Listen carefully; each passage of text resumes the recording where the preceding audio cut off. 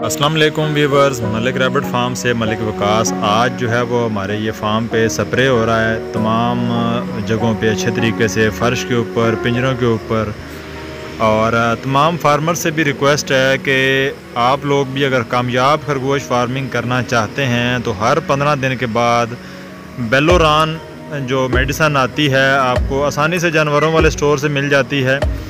बेलोरान या एक्टोफान या सेगावान, ये सारी दवाइयाँ जो हैं ये आपको साशे फार्म में भी मिल जाती हैं और आपको आसानी के साथ जो है वो जानवरों वाले स्टोर से ये स्प्रे मिल जाते हैं।